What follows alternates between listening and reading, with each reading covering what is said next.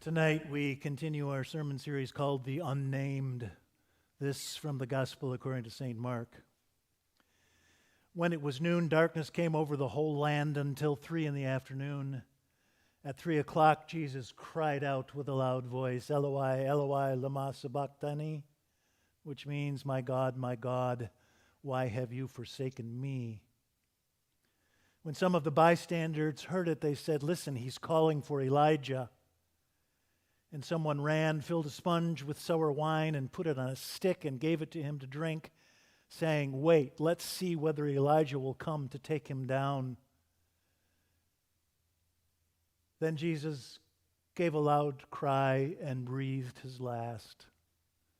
And the curtain of the temple was torn in two from top to bottom.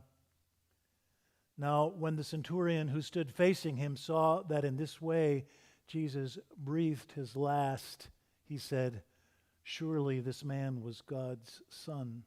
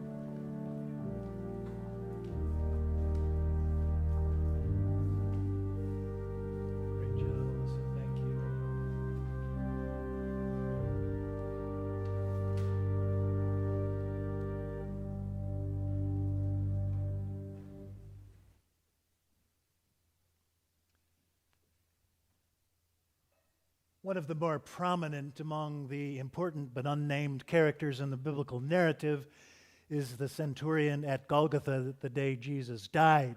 He was the commander of the execution detail in Jerusalem at Passover time in 27 AD. It was at his orders that his soldiers pinned Jesus' wrists and ankles to rough timbers with railroad spikes. But then when Jesus dies after a mere 6 hours on the cross, he is the one too who lets loose with the most extravagant confession in the entire New Testament. Surely this man was God's son, he ventures, after watching the way Jesus died, forgiving his enemies, welcoming a sinister gangster into paradise, and handing his soul over to God. That's all the Bible tells us about the centurion, that he was responsible for a crucifixion and then a confession. Shortly after the execution, he disappears from the stage of history and is never heard from again. But when the Bible is lean and spare in its details, I like to spin my own kind of rich biography of these biblical characters, kind of like an actor who disappears completely and deeply into his private imagination to concoct a rich and dense backstory for a character he's going to play on stage or screen. And so this is the way I see it about this centurion at Golgotha. A Roman centurion was in command of a small platoon or company in the Roman army. The Latin word centurion, of course, is related to the word century. So typically, a centurion was in charge of a company or a platoon of 100 men, though in practice, the size of that little company would range from 30 to 100. In my mind's eye, this centurion at Golgotha is 50 years old, and he's near the end of his career. He's been fighting Caesar's wars for 30 years, and he survived a score of bloody skirmishes with fierce barbarians wielding 8-foot pikes. This execution detail in Jerusalem is meant to be his sunset posting, his last posting before he retires to fruity drinks on the beaches of Naples. Featherbed duty, keeping the peace like a paltry policeman in one of the empire's distant outposts, far from both the peace of Rome and the fierce action on the European front. You could identify a Roman centurion by the impressive transverse crest on the top of his helmet, which went sideways from ear to ear rather than forward from neck to brow. They comprise the tough, reliable spine of the Roman army. They led their companies, their centuries, always from the front. And when the barbarians of Europe saw these Roman centurions charging into battle with flashing armor and shocking purpose, a rumor would drift up and down the lines among those barbarians that the Roman legionnaires were being led into battle by the gods themselves. Centurion was the highest rank an enlisted man could achieve in the Roman army. I don't know what equivalent rank that is with an American army, but maybe from gunnery sergeant to major, whichever officer is in charge of and responsible for a small company or platoon of about 100 people. Like maybe Lieutenant Dan from Forrest Gump, or Captain Miller from Saving Private Ryan, or Major Winters from Band of Brothers, or Captain Willard from Apocalypse Now, or Sergeant Elias from Platoon, or Sergeant Howell from Hacksaw Ridge. Hollywood is in love with guys like these. If Hollywood wants to tell a war story, it tells that story through the eyes of a brave and noble commander like Captain Miller from Saving Private Ryan. So that's this guy, this centurion at Golgotha. First he crucified him, and then he confessed him. Surely this man was God's son, he ventures.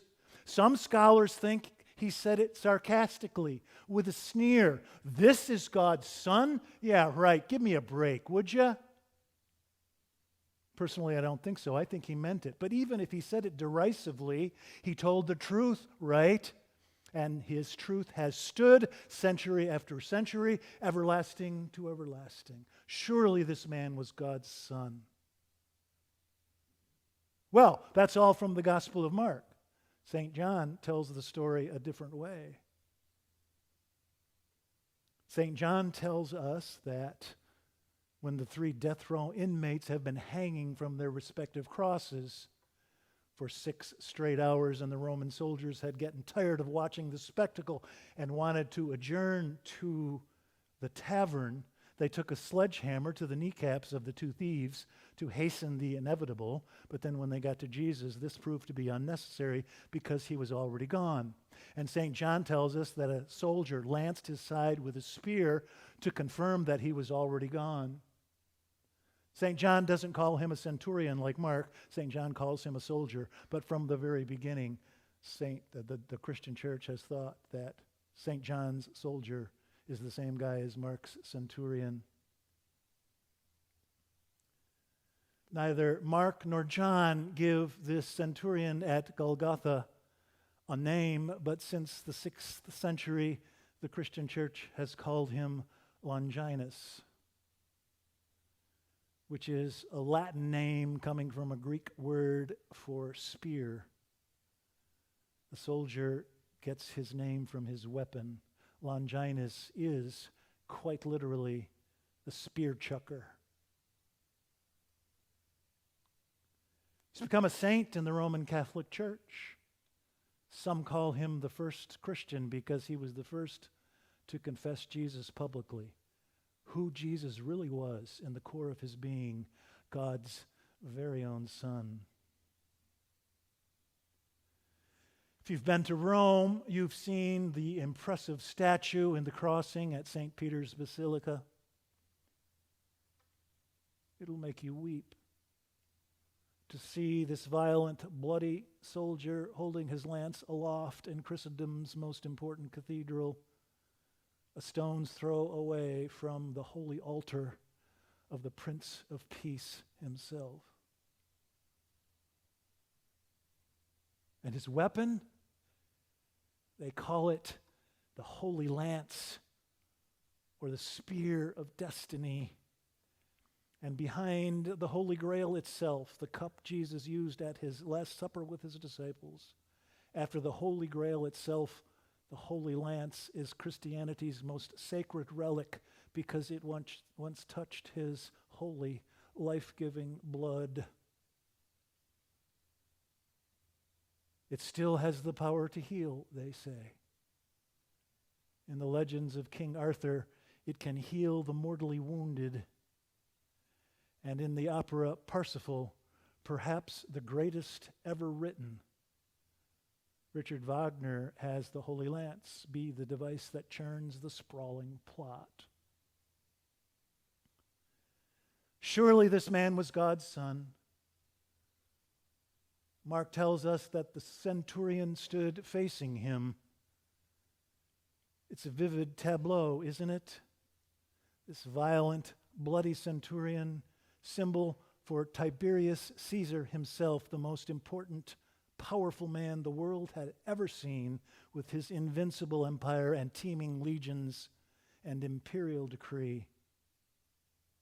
And then there he hangs, the crucified Christ, the defenseless God, pitiful and yet pitying till the end. It's strange what wins the world, yes? He's earned our trust and our respect and our blind obedience, not because of magnificent might, but because of fragile, defenseless love. It's the greatest miracle God ever wrought.